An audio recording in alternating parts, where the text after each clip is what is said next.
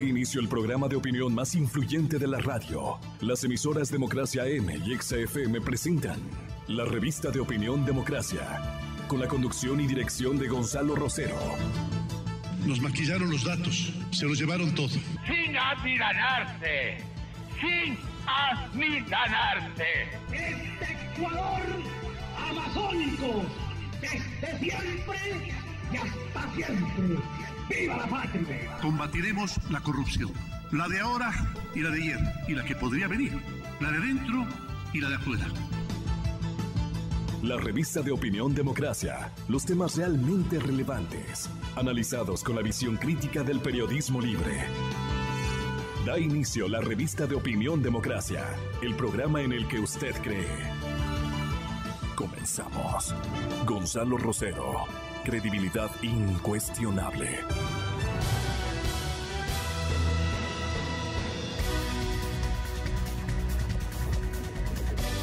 Hola, buenos días. Un enorme gusto, señoras y señores, iniciar la transmisión de este programa de noticias y opinión, el periodismo de interpretación que tanto hemos practicado en la modalidad ofrecida por este medio de comunicación colectiva.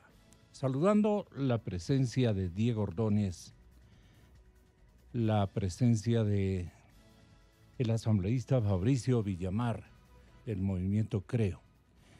Y también nos conectaremos en breves instantes con César Ron, escaño que pertenece, o personaje que pertenece a un escaño del Partido Social Cristiano.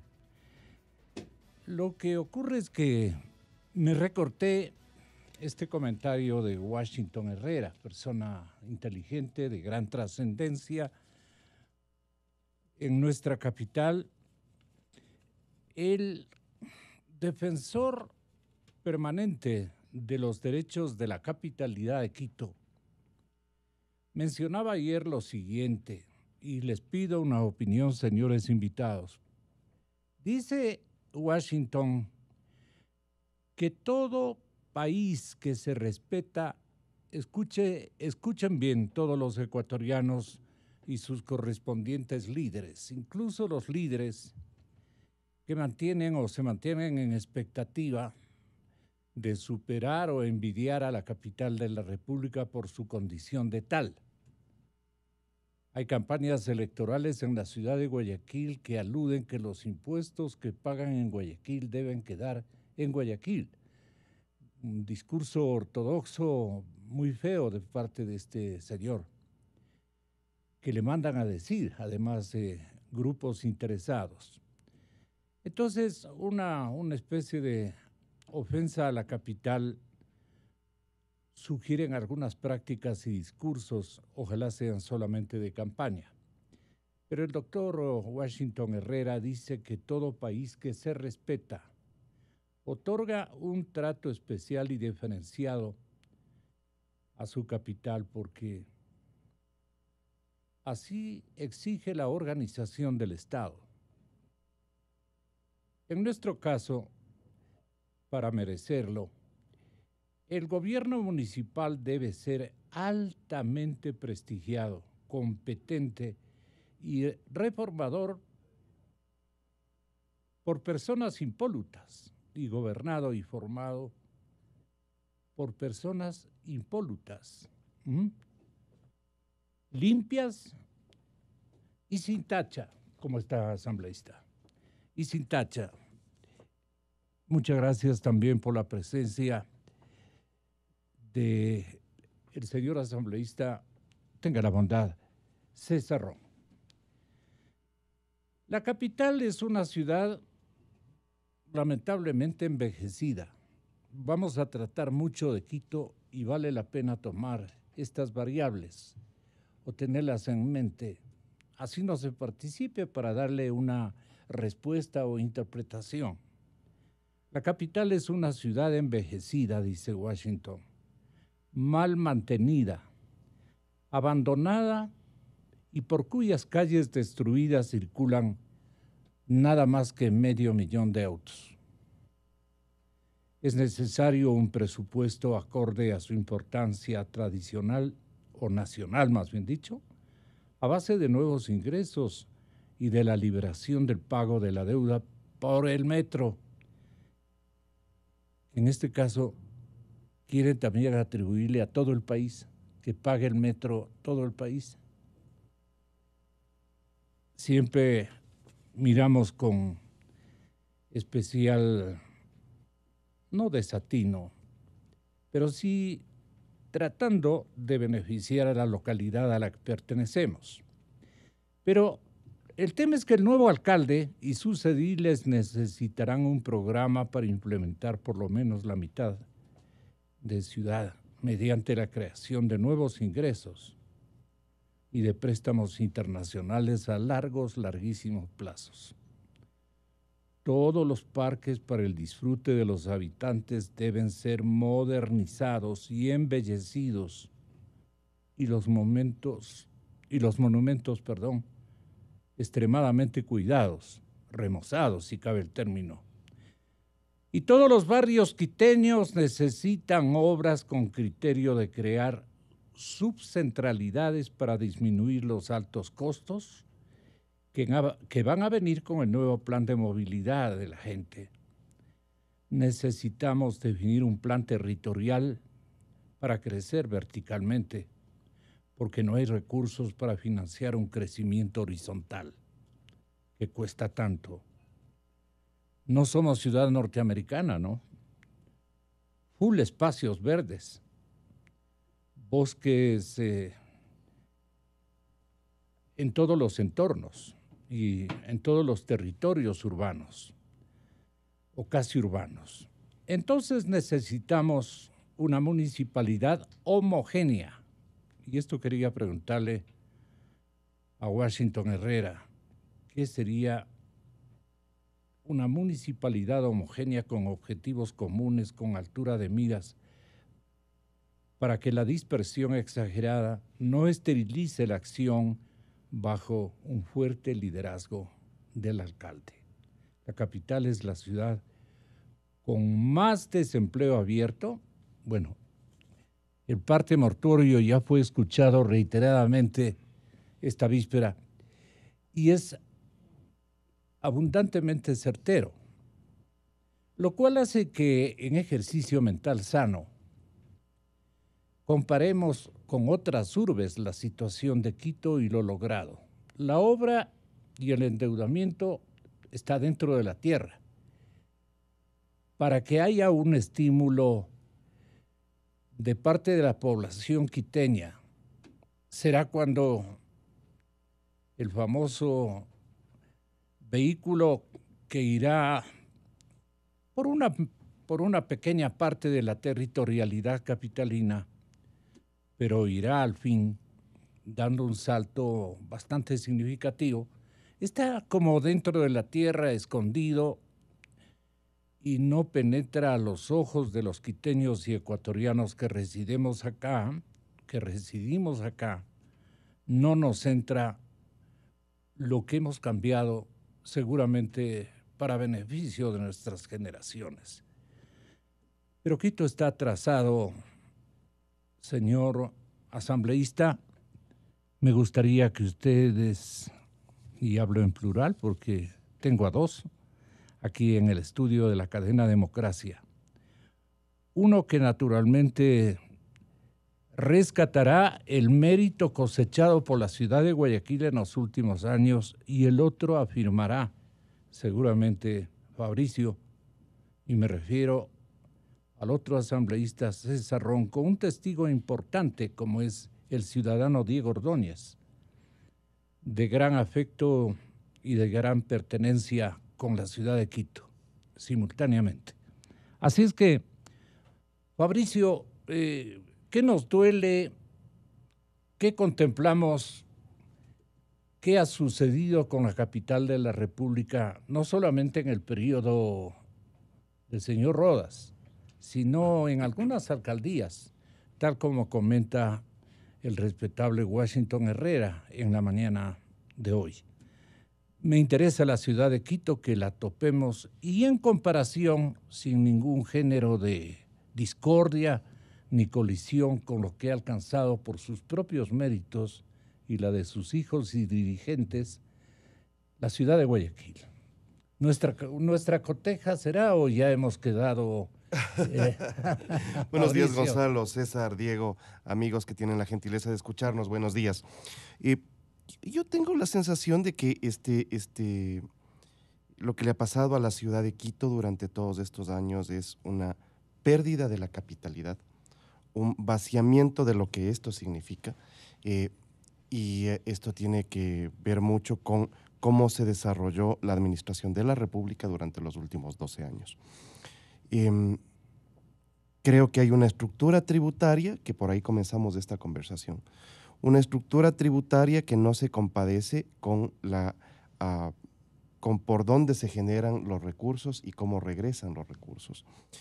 Y creo que finalmente Quito termina teniendo una falta de consistencia hacia el futuro de qué es lo que se tiene que plantear. Yo recuerdo cuando Roque Sevilla dejaba la alcaldía con un plan de movilidad que el siguiente alcalde no lo siguió. Y los resultados están ahí. Usted hacía referencia a qué es lo que pasa con el metro. El metro no sale de un análisis de cuál tiene que ser el mecanismo de movilidad para el futuro de la ciudad.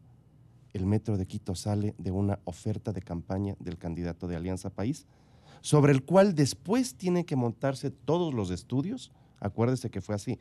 Primero vino la oferta, después los estudios, después la construcción, para tratar de tener un mecanismo de movilidad que, en el mejor de los casos, servirá al 14-15% de la población. Vino una oferta del anterior presidente de la República que decía que él pagaría la mitad, es decir, el Estado ecuatoriano pagaría la mitad del costo del metro, que no se cumplió. Y no se cumplió porque el valor inicial establecía que el metro iba a costar 1.299 millones, después 1.500 y finalmente terminó costando un poco más de 2.000 millones de dólares. Entonces ese valor no se cumplió y tiene que enfrentarlo a la ciudad de Quito. Siendo así, es una ciudad que se queda con un poco menos de 200 millones de dólares para inversión anualmente, lo cual implica incapacidad de poder invertir en todas las necesidades de la ciudad. Es una ciudad que se ha quedado con los retos que tiene que tener una ciudad moderna. Por ejemplo, trabajar en lo que debería ser el tratamiento de aguas residuales. La construcción de la planta Vindobona va en carpeta un poco más de 10 años.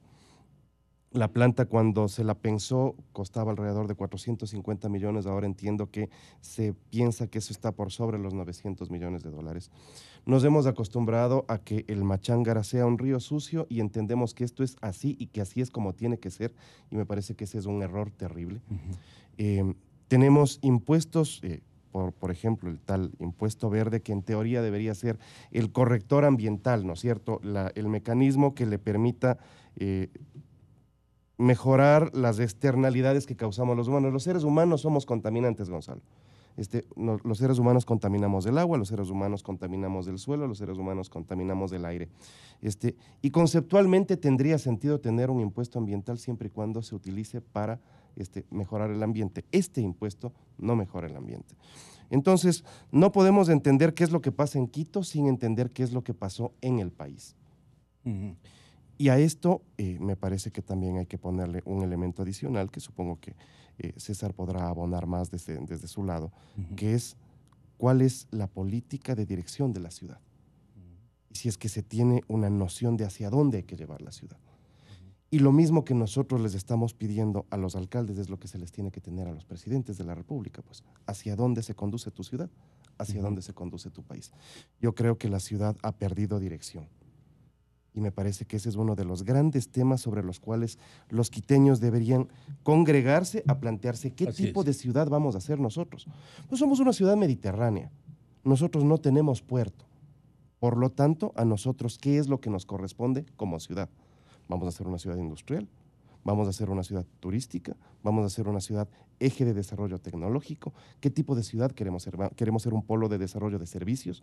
Por lo tanto, esos son los retos sobre los cuales los quiteños de todas las tendencias tenemos que plantearnos, imaginarnos hacia dónde conducir esta ciudad. Esa es la idea de este noticiero. Y le pido mis disculpas al doctor Ordóñez. Yo convoqué para otro tema y vamos a entrar en él.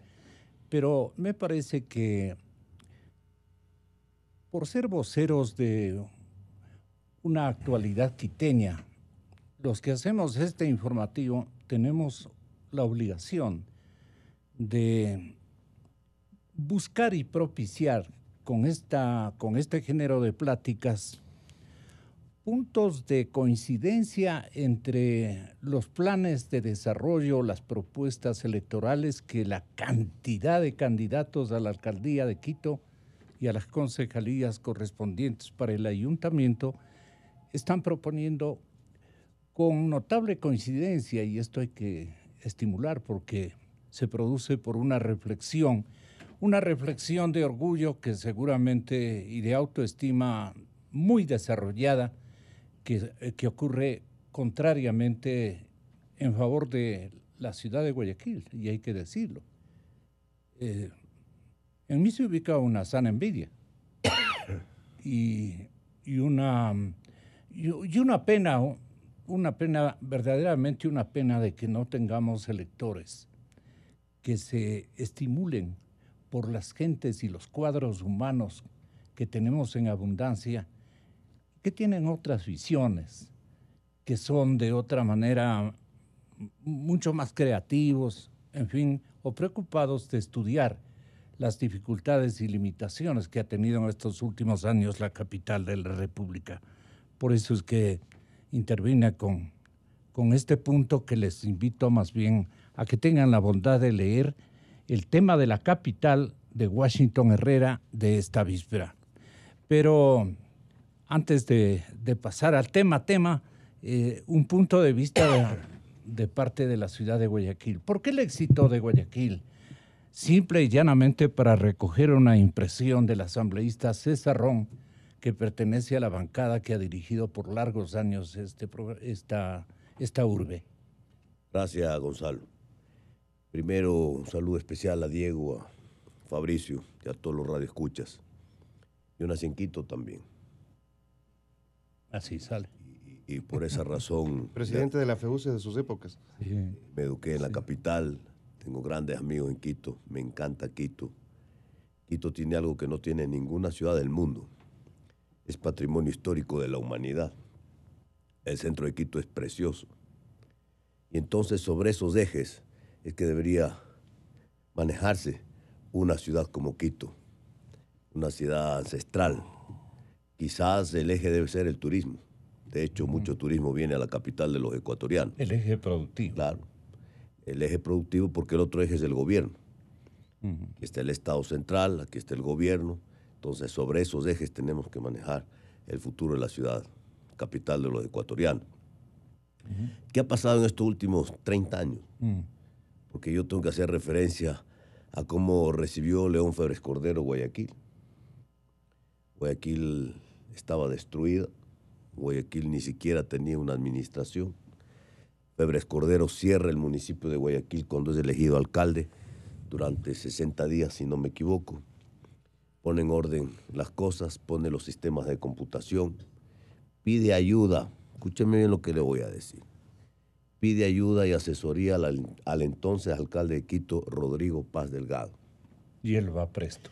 Y Rodrigo Paz Delgado da su asesoramiento y Febres Cordero reorganiza. Y más o menos Guayaquil se queda con 2.000 empleados municipales, que es lo que Jaime Nebot ha mantenido hasta el día de hoy.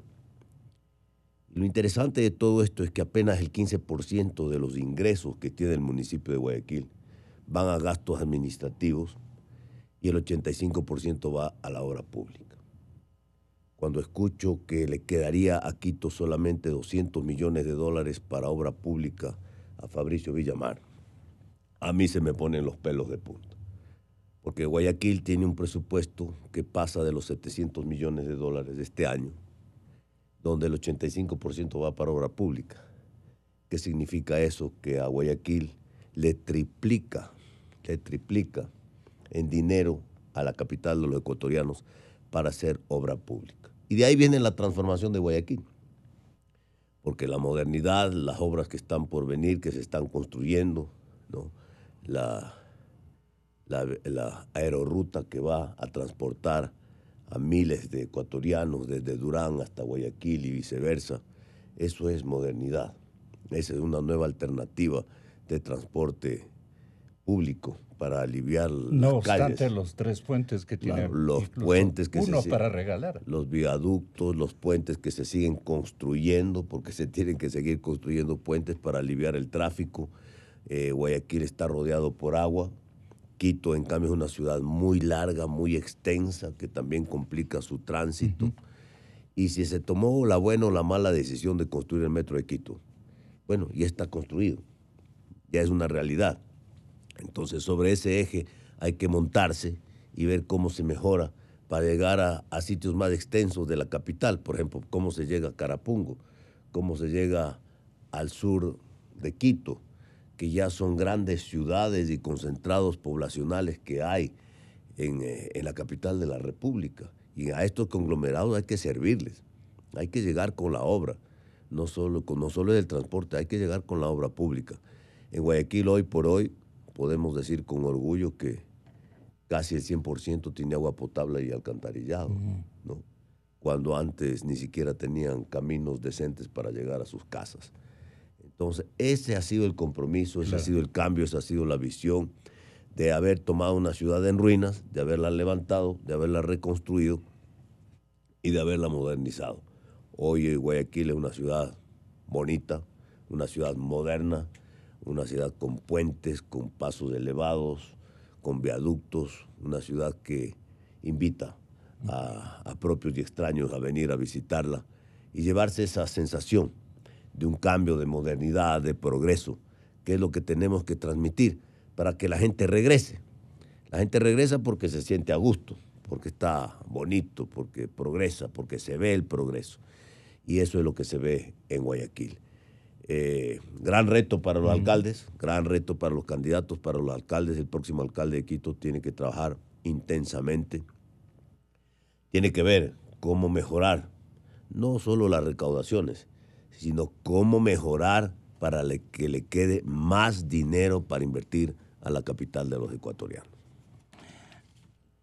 A mí sí me gustaría que un Diego Ordóñez, ciudadano muy conocido por todos nosotros, enamorado de su urbe, claro, y a la que ha prestado importantes servicios conjuntamente con su partido, nos diga algo y considere algún tipo de reflexión respecto a lo que hemos comentado. Repito, lo que yo estoy buscando es que haya una suerte de reflexión comparada y ojalá eso arribe a los votantes. No se arriesguen a los aventureros que nos han surgido como cuadros ambiciosos y audaces que quieren ocupar las sillas del ayuntamiento capitalino sin ningún mérito demostrado, ni en su vida particular y práctica. Entonces, a mí me duele muchísimo. Yo soy un chagra amoroso, agradecido de esta urbe. Aquí he vivido en mi época escolar, mi época estudiantil, la mayor parte de mi vida, pero largo, yo he vivido en la ciudad de Quito y hemos llegado ya a los 70, y eso es decir, harta vida. Entonces, a mí me importa, doctor Ordóñez, y es momento para que aclimatemos las aspiraciones y no nos quedemos en ridículas discusiones. Y la que vamos a protagonizar ya mismito refiere al abuso de los aviones presidenciales de la temporalidad anterior. Yo creo que si eso está bien, que polemicemos, reclamemos justicia y castiguemos los abusos, pero no nos descuidemos en paralelo de hablar del futuro de la ciudad. Es mi punto de vista, con todo respeto, Diego. Tenga la bondad, si quiere decirnos algo por su ciudad. Gracias, Gonzalo. Buenos días, César, Fabricio, y a todos quienes nos escuchan, buenos días. Lo que sucede en Guayaquil es la evidencia de lo virtuosa que es la continuidad. La continuidad de un modelo exitoso, digamos, de decisiones apropiadas. Son 20 y pico más de años de una gestión continua que se ha reemplazado por personajes, pero que se mantuvo en el concepto. Y lo que sucede en Quito es la evidencia de eso mismo, pero en el sentido contrario. 10 años de gobierno de Correa y alcaldías de Alianza País y la alcaldía del alcalde Rodas, que en concepto mantuvo los mismos esquemas y manejos que el alcalde Barrera. ¿Sí?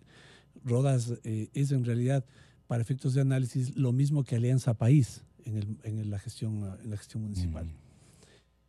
Y luego de esta gestión, ¿no?, que desde el año 2007 hasta la fecha, son 12 años, pues la situación de Quito muestra el descalabro de ese modelo. Quito es una ciudad que ha recibido como nunca ninguna otra ciudad grande del país una ola migratoria, que ya la ha convertido ahora en la ciudad más poblada del Ecuador. No era la ciudad más poblada del Ecuador, era Guayaquil. Pero Quito, más las zonas aledañas, son ahora el centro poblado más grande del Ecuador. Y un centro poblado más grande del Ecuador supone tener una política de largo plazo de planificación urbana que permite un crecimiento controlado. Yo creo en esto sí, siendo como soy un defensor del mercado, también defiendo la capacidad de los municipios o la obligación de los municipios de planificar el crecimiento de una ciudad. Porque planificar el crecimiento de la ciudad quiere decir por dónde van calles, cómo se dota a esos sectores de servicios públicos, de alcantarillado, de agua, de luz, cómo se organiza la movilidad, cómo se organiza las frecuencias, las rutas, el número de unidades que circulan para servicio público. Todo esto le corresponde al municipio. Esta es una tarea propia de un Estado local, el organizar cómo va a crecer una ciudad. Y Quito no ha tenido esa autoridad. Se rescindió esa autoridad. La ciudad de Quito se convirtió el municipio de Quito se convirtió en un reducto burocrático. Si no me equivoco, tiene alrededor de 25,000 en ese rango de empleados municipales. Asumió competencias sin la capacidad de estructurar adecuadamente los servicios que esas competencias significaban. Se construyeron obras, ¿no?, esta mega obra del metro sin una definición respecto a cómo ese mecanismo de transporte iba a convertirse en un eje para la solución de la movilidad en Quito. En realidad ni siquiera fue una obra del alcalde Barrera. En realidad eso fue una obra del presidente Correa. El presidente Correa habló con Odebrecht y le dijo: yo me hago cargo del metro. Y pues la construcción de esa obra respondió más a ese interés político. Y bueno, no sé si solamente interés político, porque detrás de ese tipo de contratos siempre había intereses corruptos. Bueno, ese es el resultado. En el diagnóstico no es difícil equivocarse. Tampoco en las soluciones.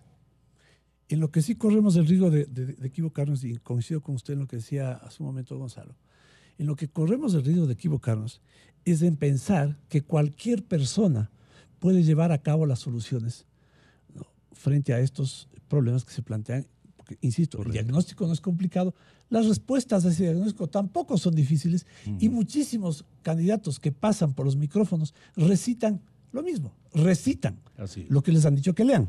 Así es. ¿Cuántos de ellos están en capacidad de ejecutar? Bueno, es una apuesta, ¿no? En relación con el general Moncayo, habrá que analizar qué es lo que hizo él durante su gestión. Y si realmente vamos a confiar en que él ahora pueda asumir lo que representa un Quito sobrepoblado, desorganizado, burocratizado, sin recursos, ¿no?, o alternativas nuevas de gentes que tengan la capacidad un imaginario ejecutiva. parqueado tiene el general Moncayo, que a usted le preocupa que no esté a la altura de las circunstancias. Bueno, no sabemos, porque el general Moncayo no habla, pues. Porque el general Moncayo se esconde. Porque el general Moncayo no cree que los quiteños tenemos que tomar los supuestos, ¿no?, de lo que pensamos él podría hacer, porque no tiene la delicadeza democrática de debatir con el cuento de que hay muchos candidatos. Bueno, hay formas de organizar debates, pero eso está pasando con el general Moncayo. Y habrá que ver con el resto cuál de ellos tiene la verdadera capacidad ejecutiva. Quito no necesita políticos en la alcaldía. Quito necesita buenos administradores que sean capaces de llevar a cabo las soluciones, que no son difíciles de definir. Quito lamentablemente entregó la alcaldía de Quito a un político, Barrera, entregó la alcaldía de Quito a un político, Rodas, y ahí está el resultado. Barrera en el proyecto político de Alianza País, que destruyó la ciudad de Quito, que polarizó la ciudad de Quito, que acabó con el funcionamiento de un consejo capitalino en el cual había confluencias y la posibilidad de un trabajo concertado. Se polarizó, la ciudad se politizó, y Rodas heredó eso, heredó un bloque de Alianza País haciendo lo mismo en el sentido contrario. No construyó un liderazgo sólido porque el vecino que estaba al frente se tomó prácticamente la ciudad, porque ¿no? además Ciudad, Rodas, país y todo. Porque Rodas Gonzalo no quería ser alcalde. Él quiso ser alcalde para que la gente no se olvide en su intención de ser candidato nuevamente a la presidencia de la República. Entonces, apareció como posibilidad de ser alcalde y bueno, mucha gente votó por él porque la otra alternativa era repetir Rodas, era Barrera. Y esa es la lamentable circunstancia a la cual el electorado quiteño y la ciudad de Quito tuvo que enfrentarse. Y ahí están los resultados. Tenemos ahora la posibilidad, los ecuatorianos, de buscar esas alternativas, no de políticos o de gente que hace carrera o que quiere hacer del municipio un escalón político para otras dignidades, otros objetivos, sino gente que tenga la capacidad de administrar la ciudad y resolver con esa capacidad de gestión los grandes problemas que tenemos. Bueno, hay como para rato, ¿no? Hay como para largo. Yo tengo una especial sensibilidad, ¿no? Cuando veo que mis invitados quieren complementar con alguna cosa, ¿no? Y me refiero a Fabricio. Le doy la palabra para que complemente tal vez su pensamiento tras escuchar a Diego Ordóñez. Yo creo que obviamente tanto Diego como César tienen razón. Es decir, tengo la sensación de que el gobierno de Alianza País le convirtió a Quito como en el jardín trasero de Carondelet. Tan es así que el presidente de la República terminaba decidiendo hasta el nombre del aeropuerto y haciéndole llamados al orden al alcalde de esas épocas. Y bueno, estamos en un momento en donde Quito tiene que plantearse salir de este esquema o mantener viejas recetas, ¿no? Y me parece que esto es parte de los retos a futuro que tiene la ciudad. Creo que hay varias cosas por hacer, repensar la necesidad de que Quito es una ciudad que tiene que crecer. ¿Y por qué tiene hacia arriba. todavía hinchada este presidente que le concibió a Quito como patio trasero? Bueno, es porque es bastante fácil adueñarse del discurso de que en la repartición de la riqueza se compensan las inequidades y convirtió a una sociedad de baldados. Entonces, resulta que bajo el discurso, pensamiento no más baldados. No, es que mire Gonzalo, nosotros tenemos que plantearnos un país que esté dispuesto a pelearle todos los días a la vida. Muy bien. Que la gente tenga que levantarse todos los días a trabajar por su futuro. Me encantó aquello. A plantearse cómo vamos a mejorar nuestra familia, nuestra vida, nuestra ciudad y nuestro país. Y no estar dependiendo de qué nos van a regalar el día de hoy. Y si no, veamos lo que le hicieron a Venezuela. El Ecuador ha encontrado una manera de salir sin muertos en la calle, pero con costos económicos y políticos altísimos. Y eso es lo que está sucediendo. Y la capital de la República tiene que plantearse ir hacia el futuro y retomar espacios de liderazgo nacional que son importantes y que se han perdido. Liderazgo político sí, inclusive. Señor. Sí, señor.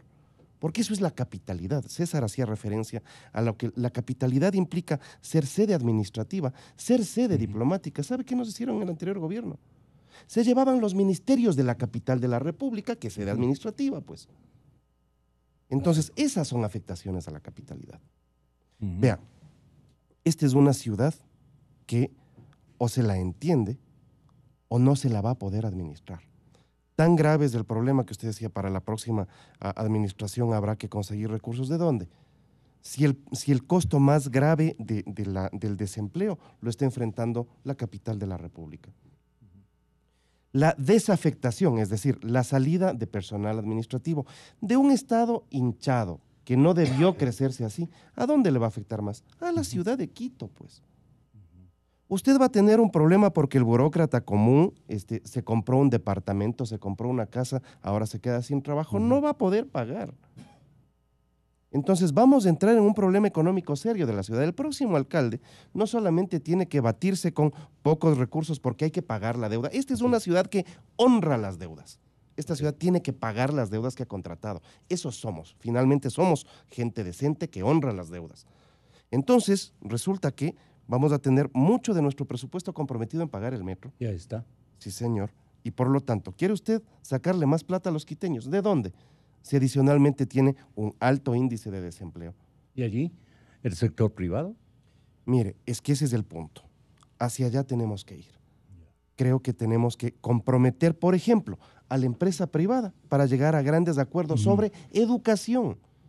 Porque la educación de las ciudades tiene que estar vinculada a las necesidades de la industria, de la empresa, del emprendimiento. Las universidades tienen que estar canalizadas hacia allá. Ok. El discurso del financiamiento lo tiene listo el Partido Social Cristiano en el puerto principal.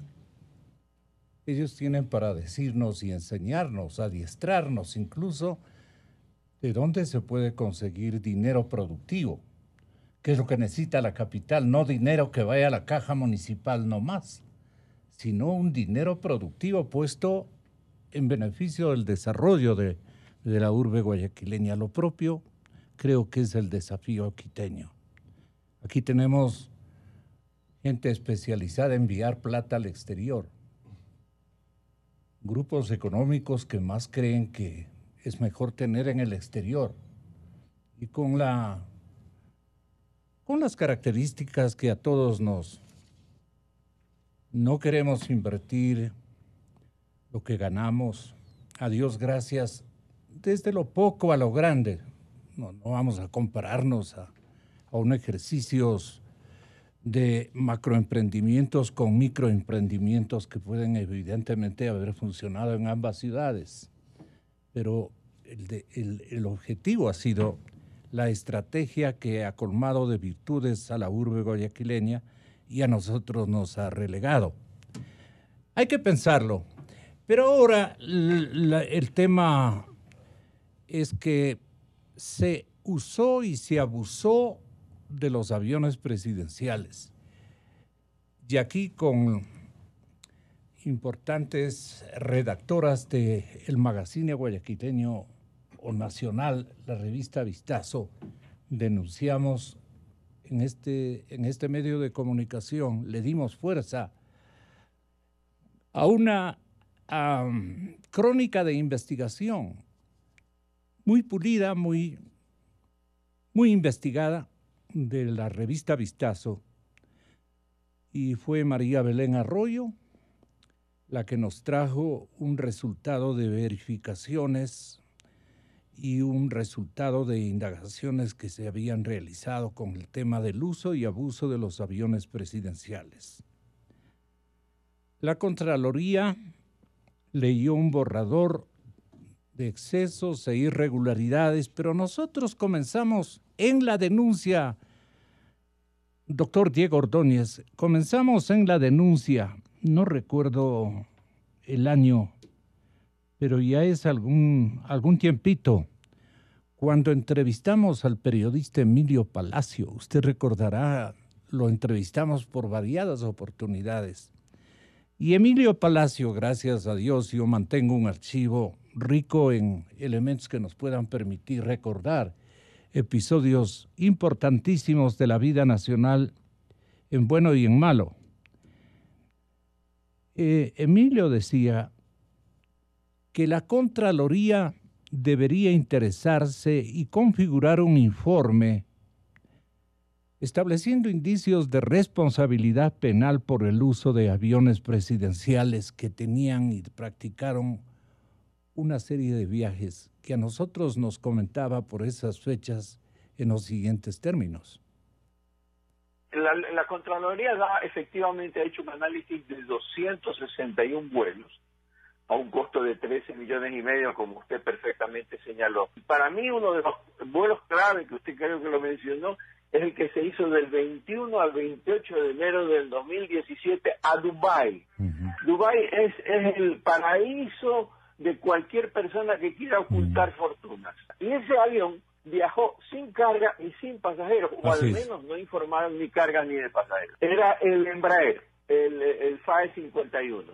Muchísimos de estos vuelos no llevaban pasajeros, tampoco llevaban carga, porque cuando un vuelo se produce, las autoridades deben tener un manifiesto de carga y una lista de pasajeros. En varios vuelos no hay ninguna de las dos cosas. Entonces, porque podrían decir, no, que estábamos llevando valija diplomática, para poner un ejemplo, pero tampoco hay manifiesto de carga. Es decir, todo estaba oculto. Lo único que sabemos es el piloto. Venezuela era un sitio, es decir, supóngase usted que iban a Cuba a una reunión o que iban a Panamá a una reunión, de pasadita se pasaban por Venezuela. Es decir, no desaprovechaban ninguna circunstancia para darse una vuelta por ahí. Esto ocurría entre el 16, el 17, y estas últimas intervenciones pertenecen a la etapa de julio del año anterior. Pero nosotros tenemos con Emilio viejas tertulias respecto de estos temas.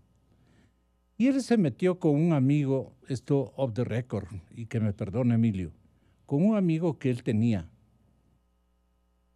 en el aeropuerto de Miami, y que le contaba la cantidad de vuelos que tenían que dar parte naturalmente a semejante centro aeronáutico comercial e interestatal, qué sé yo, ubicado en la Florida, pues no, el aeropuerto de Miami, uno de los recursos incluso tecnológicos mejor instalados para dar paso a cuanto tránsito de aeronavegabilidad oficial y privada debe suscitarse. Ni idea, pues no, debe ser una cantidad de vuelos. Y siempre asomaba un avioncito que se dirigía a diferentes destinos. La periodista María Belén Arroyo hizo la investigación conjuntamente con la redacción Quito de la revista Vistazo, y siendo autora y experimentada investigadora de casos realmente importantes, vino acá a comentarnos, ¿no es cierto?, a comentarnos, y llegaba a las siguientes conclusiones. Tengan la bondad de escuchar. Sí nos llama la atención saber que casi el 10% de estos viajes tienen como destino, llegan o pasan por paraísos fiscales. Hemos detallado, y usted lo leyó con mucha propiedad, cuáles son algunos de ellos. Son nombres que llaman la atención, son destinos que están usualmente señalados con operaciones cuando menos sospechosas. En 12 de los vuelos, de los 24 viajes a paraísos fiscales, 12 de los vuelos no dejaron por escrito un registro que debe estar sumamente documentado. En 12 de ellos no hay evidencia de peso exacto de equipaje y de la carga de los pasajeros. Hay una normativa y un instructivo vigente desde el año 2014 en el país, y nos dice que en este tipo de viajes oficiales, los miembros VIP, esta palabra la estoy usando yo, no dice así el instructivo, dice los pasajeros pueden transportar hasta 40 kilos de equipaje. Es decir, prácticamente el doble de una maleta convencional que usted lleve. Sin embargo, sí nos llamó la atención, y por eso no dejamos de mencionarlos, que en 12 de los viajes a paraísos fiscales no hay evidencia de los pesos exactos del equipaje y de la carga. Desde el 2010 existía una normativa que obligaba a que la tripulación elabore un manifiesto de carga antes de cada despegue y que diga, viajan tantas personas, tal persona con tanto peso, para tener un registro. Nos preocupa que no existe en esos casos del registro y nos deja dudas. Deberíamos tener gente observando y diciendo a dónde viajaron, cuánto tiempo, quién fue, cómo usaron. Una posibilidad de escrutar el uso de los recursos públicos que de alguna forma le haga sentir al poder interpelado y al poder, cualquiera sea, no estoy dando ningún nombre por si acaso, a las personas que nos gobiernan, que sepan que la sociedad les está observando, que pueden hacer las cosas, sí, pero que sepan que hay un ojo de la sociedad observando hasta ahora, y corríjame usted, el ojo es la prensa, pero debe haber otro ojo también activo, también aguzado, el de la sociedad civil. Y si fallan esos ojos, tiene que venir, ya no es un ojo, es la mano de la justicia, Gonzalo. Entre estas y las otras, Diego Ordóñez, permanente ciudadano con vocación a seguir la pista de algunas lecciones, más que lecciones, de algunos o variados desacomodos que ha tenido su base en la indelicadeza de las gentes y de los funcionarios, y en este caso de un presidente de la República que parecía decirles, lleven nomás, y les establecía una especie de cronograma, al punto que tuvieron que comprar otro avión porque el primero no les abastecía. ¿Cuánto dinero quedó todavía en territorio ecuatoriano, escondidito? No alcanzaron. Pero eran a cada momento viajes sospechosos, sorpresivos, que después hemos aglutinado algunas visiones o cálculos o expectativas de la gente o pruebas al grano, y tenemos que resumir que, Diego. Gonzalo, el periodista Miguel Rivadeneira, el 26 de octubre del año 2017, le entrevistó a Ricardo Patiño, que fue ministro de todo durante el gobierno de Correa. Miguel Rivadeneira había recibido una información sobre un vuelo no registrado realizado por Patiño con destino a Venezuela, en el que se le dijo había llevado 2 maletas. Esta entrevista fue redactada como columna de opinión por Miguel Rivadeneira en El Comercio.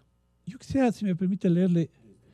Claro, estas son las preguntas que le hizo Miguel Rivadeneira a Ricardo Patiño. ¿Viajó o no a Venezuela 4 días antes de la segunda vuelta presidencial el 2 de abril del 2017 en el avión presidencial? Respondió, yo no recuerdo cuántos días antes, yo no recuerdo. ¿Se registró en migración para viajar allá? Yo me registro siempre. ¿Se registró en migración en ese vuelo? Le pregunta Miguel. Yo no sé a qué viaje se refiere. De los tantos. ¿Viajó con 2 maletas? Yo no he dicho que he viajado 4 días antes a Venezuela. No lo he dicho porque no recuerdo lo que usted me ha preguntado. Yo he viajado a varios países, le dice Patiño. Se registró inmigración para ese viaje y yo siempre me registro. Bueno, este es el texto. Este es ¿Cuál es el tema de fondo?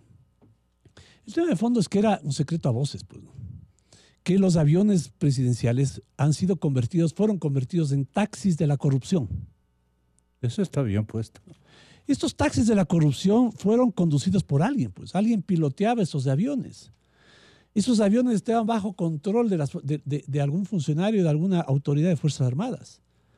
Yo no sé por qué hasta ahora, en el Ministerio de Defensa, no se ha hecho público o no se conoce quiénes son aquellos pilotos, copilotos, personal de vuelo que estaba al mando de estas naves, que sabía de estos vuelos no registrados. Estamos hablando de que la Contraloría hace un informe y María Belén acaba de referir la investigación de Vistazo, que es ahora, que se recoge ahora en un informe de Contraloría, sobre vuelos que fueron registrados. Incluso en esos vuelos aparecen datos que son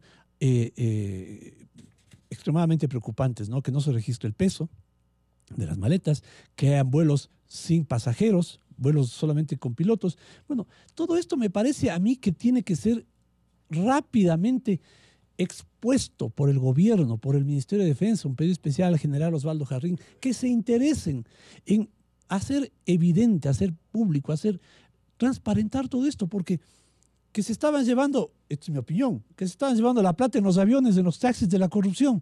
Pues esto es evidente, pues, ¿no? Los destinos lo dicen. Los destinos lo dicen, ¿no? Van a paraísos fiscales, claro, ¿no? Van a Venezuela. Ahí tendrán guardada la plata protegida, bajo la protección de Maduro. Ahora, esto me parece a mí que puede investigarse, no solamente que quede en esta denuncia de cuántos vuelos, de que se fueron, de que se fueron a paraísos fiscales, de que no había registro de peso, sino que ya los pilotos, que fueron quienes conducían pilotaban los aviones, dejen saber más detalles respecto de estas denuncias. Fabricio, 91 de los 261 vuelos internacionales que se realizaron en los aviones presidenciales de TAME, de Petroamazonas, además, no tenían autorizaciones de la Presidencia de la República. Y dicen que lo investigado por Vistazo, que más o menos su operación costó al país 3,5 millones, medio parecido a la otra cifra, bastante parecido. Bueno, este es uno de los hallazgos de la auditoría a los vuelos oficiales. ¿Cuál es la hipótesis que en su partido han manejado? Seguramente también con el ex candidato presidencial Guillermo Lasso. Mire, cuando comenzó este tema, el Contralor quiso hacer una auditoría al uso de los 2 aviones presidenciales. Y yo pedí que se extienda la investigación para que se incluya también el uso de los aviones de TAME y los aviones de Petroecuador y los helicópteros de la policía. Y ahí es cuando han salido algunos elementos que vale la pena tener claro en los cruces de información. La primera es que habían momentos en donde movilizaban hasta 3 aviones al mismo destino sin completar con la capacidad de carga. Lo que usted hace referencia respecto de la falta de manifiestos de carga no solamente es una afectación a las normas de seguridad establecidas por la IATA, en donde siempre tiene usted que tener la declaración de cuál es el peso, lo cual es absolutamente evidente. Caso contrario, usted pone en riesgo la seguridad de las personas que están viajando.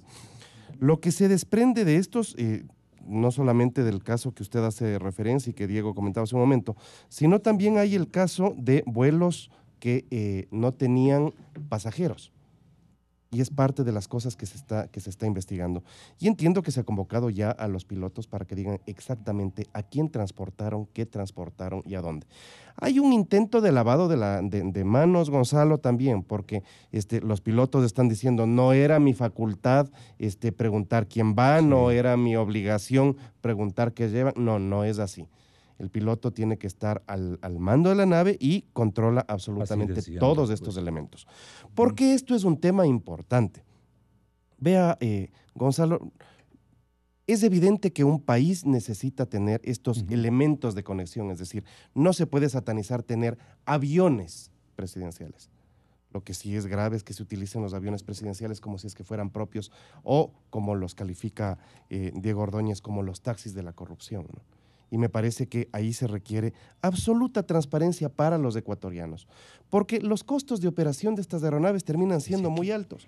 El avión Embraer tiene un costo de operación de alrededor de $5,000 la hora, el Falcon tiene un costo de operación de alrededor de $7,000 la hora. Y si es que estos aviones se utilizan para viajes largos, sin pasajeros, entonces ¿a qué fueron? ¿Y por qué siempre tienen que ser los destinos de los paraísos fiscales tan denostados, no? O sea, usted no puede ser funcionario público si es que tiene recursos en otro país. Pero en cambio esta gente no tenía ningún problema de utilizar los aviones presidenciales y pasar a cada momento por estos países que han sido catalogados como paraísos fiscales. Estas son las cosas que se tienen que transparentar, ¿no? El señor Contralor General del Estado nos denunció algunas cosas, nos denunció, robusteció la denuncia en un programa informativo de reciente ejecución o realización. ¿Qué ha conocido de estos vuelos su bien organizado partido y comunidad política, el Partido Social Cristiano, si fuera tan amable en darnos una suerte de preocupación de la CEICE respecto de estos vuelos? Gracias, Gonzalo. que recordarle al país que fui yo, la bancada de las 6, que presentamos el pedido formal al Contralor General del Estado que verifique el uso del avión presidencial. Nosotros estábamos investigando, y yo particularmente investigué el uso del avión del último año de gobierno del señor Correa. Cuando fui a la audiencia con el Contralor General del Estado llevando documentos que en su mayoría fueron de carácter reservado y que lo entregué, él manifestó que iba a ampliar la investigación a un periodo desde el año 2012. Porque había también vuelos, no solo de los aviones presidenciales, sino vuelos en aviones de TAME y vuelos en aviones de Petroecuador. Así es que se hizo... Pero Correa les culpa a los de la FAE, a los señores. Claro, ese es el primer lavado de manos. El primer lavado de manos. Aquí hay que hablar varias cosas. Primero, el avión es presidencial, del presidente, es para el uso oficial del presidente de la República. ¿Cómo se coordina el uso del avión presidencial? El presidente tiene un requerimiento de viaje local o internacional, y eso se coordina a través de la Secretaría de la Presidencia de la República, en coordinación con una unidad que se creó especialmente dentro de la Fuerza Aérea Ecuatoriana para coordinar el manejo y uso del avión. Hoy se quiere endilgar a los pilotos. Sí. Los pilotos son militares y los pilotos cumplen órdenes. Usted, coronel, va a viajar con el presidente, mañana se va a Dubái. Peor si le ordena un bozalón. No, entonces, olvídese. Cumplen órdenes. Pero dentro de las investigaciones, ya se han dado, que ya salió el borrador y ahora se entregó ya el informe definitivo de la Contraloría General del Estado de la Fiscalía, donde hay indicios de responsabilidad penal. Es importante que comparezcan los pilotos en la investigación para saber a dónde fueron, por qué fueron, qué llevaron y qué no llevaron. Es parte de la investigación. Escuché a alguien cercano, si no me equivoco, el procurador judicial del expresidente de la República, decir que eso no es responsabilidad del presidente, o sea, segundo lavado de manos, y que eso es culpa de la Fuerza Aérea. De ninguna manera, de ninguna manera. Alexis Mera decía esto. Así es. Tiene que ser el personal de la Fuerza Aérea el que responda, ¿no? Si un avión salió sin pasajeros, eso es la Fuerza Aérea, no es el presidente. Y sabe en muchos casos, funcionarios de gobierno, altos funcionarios, entre ellos usted. Pero la bitácora la manejaba la Fuerza Aérea. Ellos deben responder por el tema. ¿Quién disponía eso? El subsecretario presidencial, en el caso del presidente, de los vuelos presidenciales, pero los vuelos del vicepresidente se manejaban directamente con una oficina que se llama JETA, el Grupo de Transporte Aéreo Presidencial. ¿De vuelos de Ricardo Patiño? Sí, pero Ricardo Patiño debe explicar el tema, ¿no? Y hemos visto, después de que Diego Ordóñez trae un artículo de Miguel Rivadeneira, que la amnesia generalizada de los altos funcionarios del anterior gobierno está por todo lado, porque lo mismo ocurrió en el caso Gabela, ¿no? Cuando comparecían los funcionarios, no, todos no se acordaban de nada. Así es que esto no ha sido la excepción, Diego. No se acuerdan de nada. No se acuerdan si viajaron, si no viajaron. No se acuerdan si llevaban maleta o no llevaban maleta. O sea, o iban con las manos vacías. Generalmente cuando yo me voy de viaje al extranjero, así lleve una maleta pequeña, pero una maleta llevo. No tengo que llevar terno, pantalón, una camisa, una corbata, calcetines, ropa interior, útiles de aseo, zapatos. Eso ya llena una maletita. Se llena una maleta pequeña, ¿no? La puedo llevar a la mano y la meto ahí arriba en la cabina del avión, o si es más grande la tengo que meter en la bodega del avión. Todos los vuelos, por normas nacionales e internacionales, tienen que estar registrados. El destino del avión, quién es el piloto, tripulación, qué carga lleva, ¿no? Qué carga lleva, y los pasajeros. Esto es una norma, esto es una normativa internacional, esto no es así nomás, no es que el avión sale.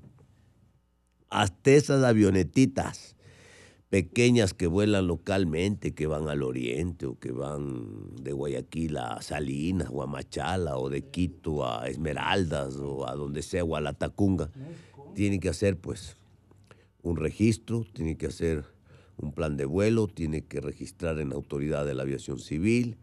Y entonces todas estas cosas, no es que salía el avión fantasma y no se registraba, como no se registró en muchos de los vuelos, ni siquiera se registró si llevaban carga o no llevaban carga.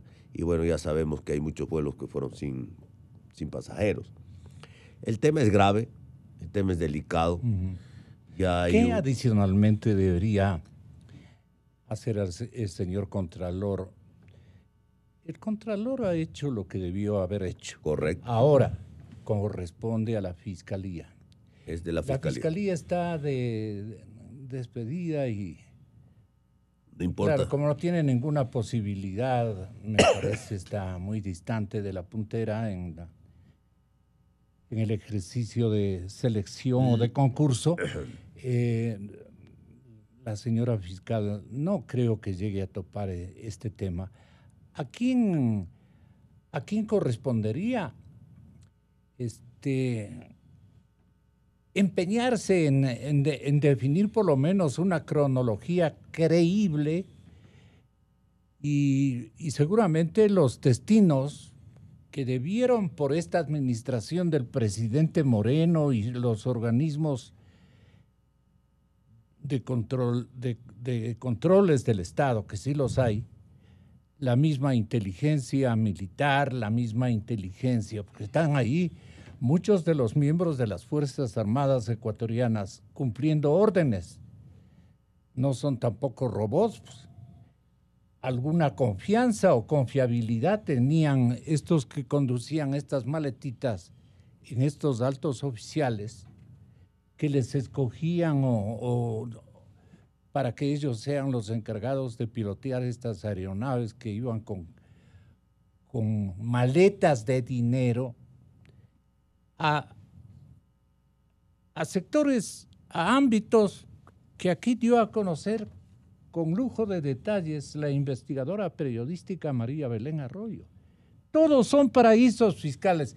Sale en el principal magazine de un país como es la revista Vistazo, con todo respeto a otras publicaciones, por tradición, y Vistazo da con lujo de detalles lo que no nos da ningún estamento del actual gobierno ni del anterior.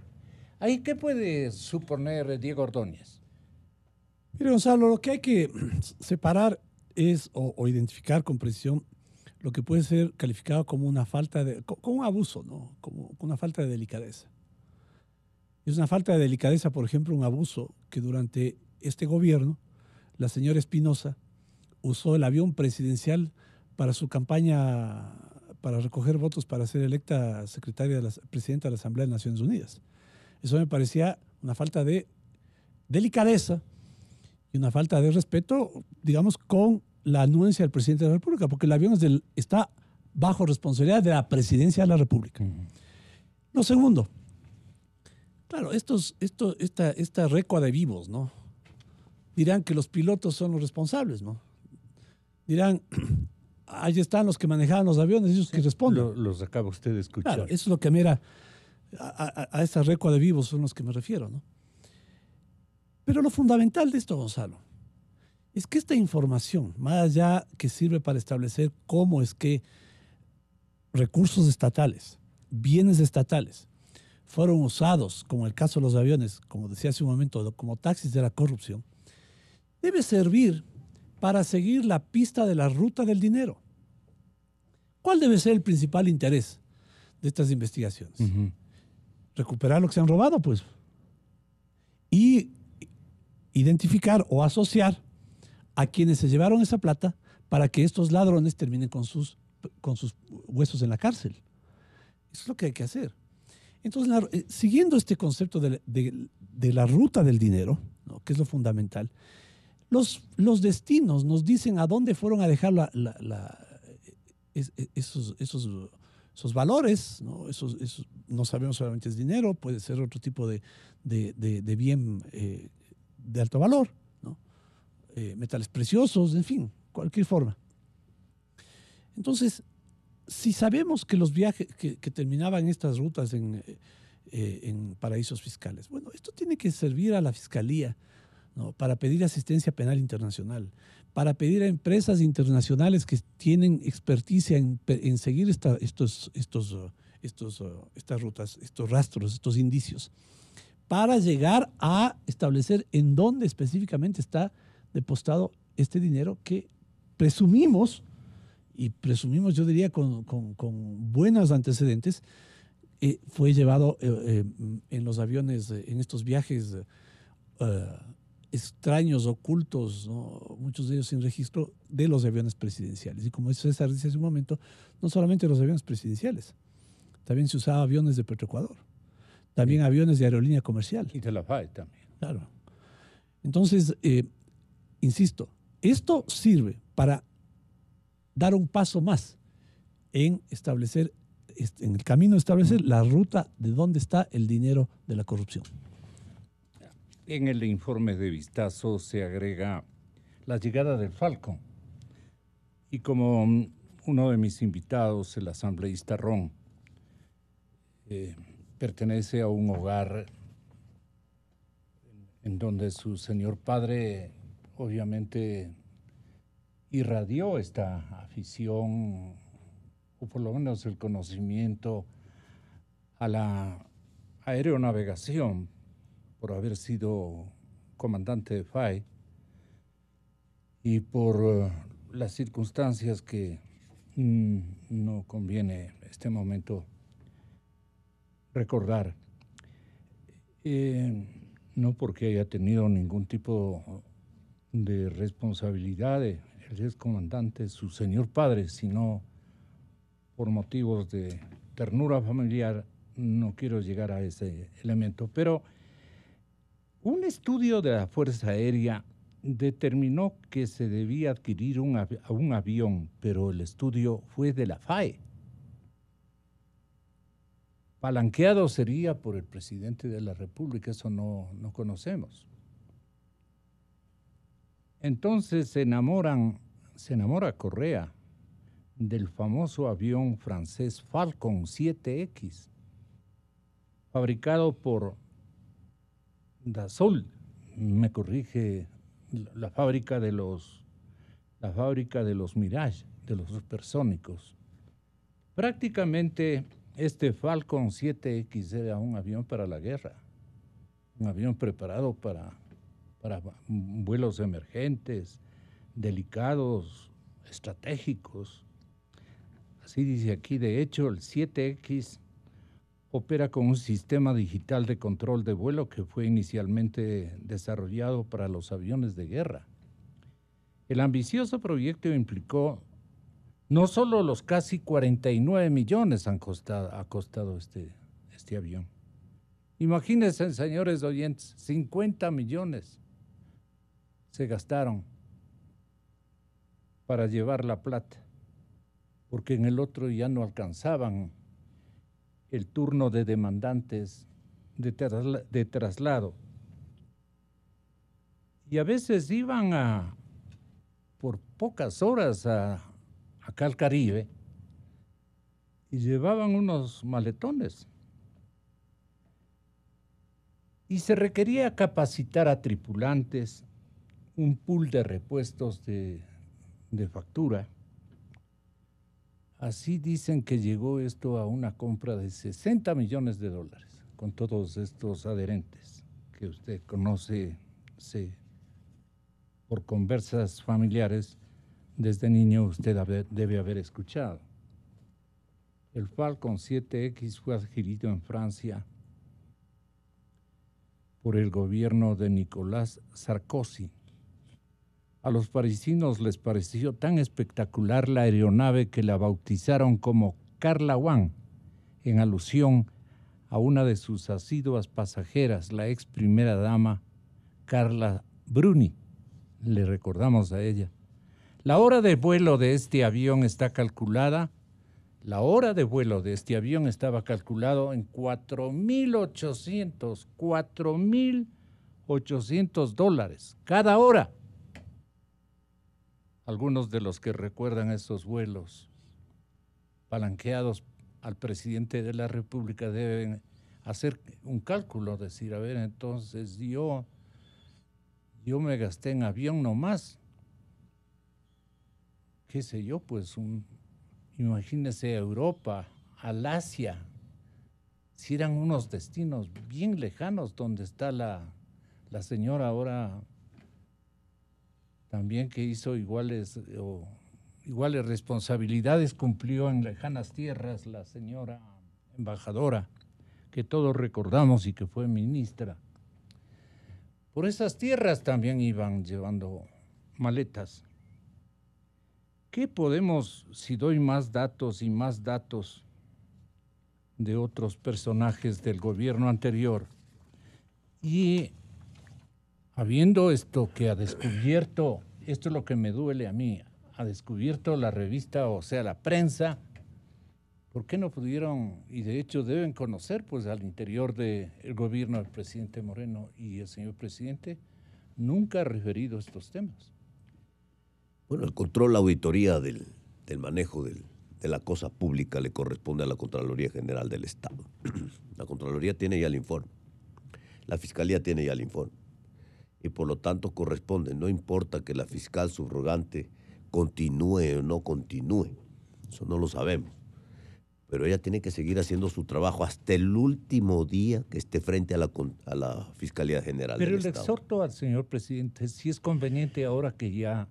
El exhorto al presidente exhorto al presidente siempre es válido, porque en el Ecuador es hora de transparentar las cosas. Es hora de transparentar las cosas.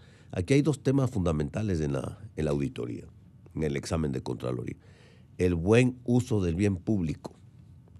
No solo es el costo, porque la gente se centra en el costo. Si hay vuelos que no tienen registro, que cuestan 13.5 millones de dólares.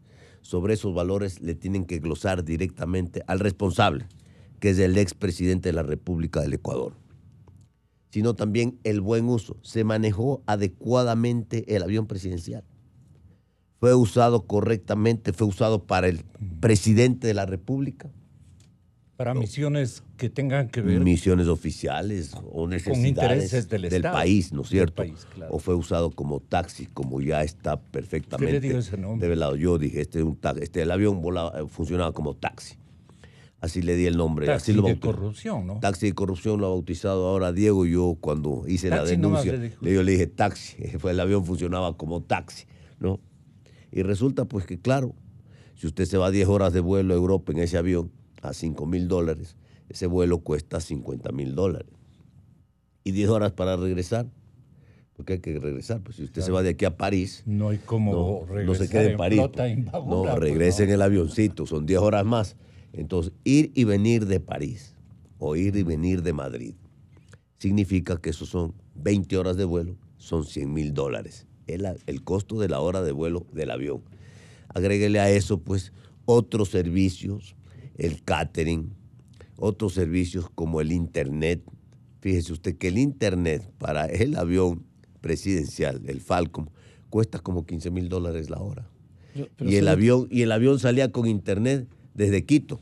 O sea, no es que cuando llegue a mi destino te llamo. No. Salía desde Quito con internet. O sea, súmele a esto 10 horas de internet, pues no es cierto, que cuesta, para ese caso específico de ese avión sofisticado, cuesta $15,000 la hora de internet para el avión Falcon presidencial del Ecuador.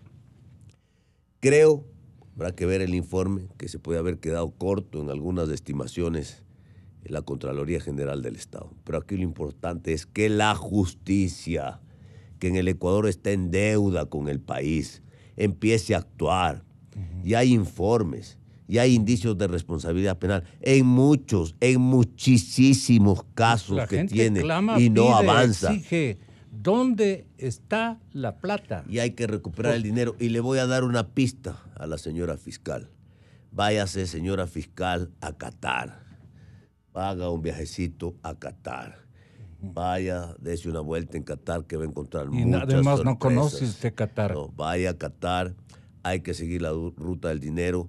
Hay empresas especializadas en el mundo que hoy se dedican a eso. Y la ley anticorrupción, que tiene que salir ya de la Asamblea Nacional, establece pues también dos cosas fundamentales. Claro. Uno, la protección de testigos Y 2, la compensación económica a la delación. Que es importante, porque hoy no hemos recuperado nada. Y el 0 de 0 es 0. Pero suponiendo que hay una denuncia de un depósito de 100 millones y la denuncia es certera, el denunciante va a recibir una compensación económica equivalente al 20%, lo cual se hace atractivo para que el denunciante haga la denuncia, pues, porque se va a llevar un premio, pero gordo, importante, y el Ecuador recupera 80 millones del 0 que no ha recuperado hasta el día de hoy. Todas estas cosas tienen que estar enrumbadas a recuperar el dinero robado por la corrupción de la última década, que a decir de la Comisión Anticorrupción es de 35.000 millones de dólares. Esa es la cifra más baja, porque hay otros que mencionan cifras de 50.000 y otros hasta de 60.000. Pero quedémonos con la cifra de anticorrupción. 35.000 millones de dólares. Es una barbaridad, es un saqueo, es el presupuesto general del Estado y es el dinero que nos está haciendo falta a los ecuatorianos para poder salir adelante y que hoy el gobierno actual ha tenido que recurrir a los organismos multilaterales, al Fondo Monetario, para poder estabilizar la economía. Más deuda. Para estabilizar la economía del dinero que se robaron de los ecuatorianos. La parte final, lo que quiera agregar, Diego, qué pena. Bueno, la preocupación es por qué esta ley se demora tanto en salir. Es una ley fundamental, porque con eso lo que se estimula es que exista la denuncia de aquellos que eventualmente son incluso extorsionados por actos de corrupción, de aquellos que por esas extorsiones han pagado coimas o comisiones a los funcionarios públicos corruptos, a denunciar. Y la pregunta es por qué esa ley se demora tanto en salir. Son temas prioritarios. Uno de los temas prioritarios en el Ecuador tiene que ser la lucha contra la corrupción. Y tanto hemos denunciado y tan poco se ha hecho que nos genera un sentimiento de frustración inmenso. En el pueblo, viera usted, bueno, todo el mundo comenta, el pueblo humilde en cualquier ciudad del Ecuador dice, pero no rescatan la plata robada, elemental, pues, Gonzalo, presidente. Mire, Gonzalo, y hay que poner prioridades, ¿no? Yo sé que pueden haber eventualmente momentos, ¿no? Episodios muy coyunturales que pueden eventualmente conducir la atención pública hacia allá, ¿no? Y eso hace que la fiscal salga a anunciar investigaciones sobre temas que son absolutamente irrelevantes, ¿no? Absolutamente irrelevantes, ¿no? Y se deja de lado las investigaciones profundas. Mire, de lo que conozco, el asambleísta Serrano tiene 11 procesos de investigación en la Contraloría. Ya llevamos 2 años. El expresidente Correa tiene 14. Ya llevamos 2 años. ¿Ya? Entiendo yo que el anterior fiscal, el señor que dijo que salió y está en alguna actividad dentro de la fiscalía, demuestra que también es importante tener personas que tengan la capacidad, ¿no? Que tengan la decisión, que tengan el coraje, que tengan la templanza para seguir adelante con estos procesos. Y eso supone, pues, esta reestructuración urgente de la Fiscalía, ¿no? Y el soporte político de la sociedad, de la política, de los sectores que queremos que se combate la corrupción, para que aquella persona que se siente en la Fiscalía, quien sea que sea, ¿no? Pueda hacerlo de manera que esta frustración, ¿no? De los ecuatorianos no se mantenga más, se hagan las investigaciones, se establezcan responsables y se les meta presos, pues. Y no salgan a los medios de comunicación estos que han sido señalados por corruptos, diciendo, están intentando dañar mi imagen y mi carrera política. Pero estamos en un país en donde se nos burlan en la cara, pues, se nos ríen en la cara, ¿no? Todas estas personas pidiendo ahora fiscalización, el correísmo pidiendo fiscalización, el correísmo señalando con el dedo diciendo que hay corrupción. Pues tamaño cinismo. ¿Por qué ese cinismo es posible? Porque la Fiscalía, la justicia, coincido contigo, César, le deben al Ecuador las investigaciones, ¿no? Y las sanciones para que esto no se repita, pues que los ladrones y los sinvergüenzas estén presos y no sean a ellos los que ahora piden y señalan que se investigue la corrupción. hemos estado, de alguna manera, en lo posible, buscando la verdad. Inicio de espacio promocional y publicitario. Y bueno, señores, continúa el partido, avanza por el centro, mete el pelotazo largo por la banda.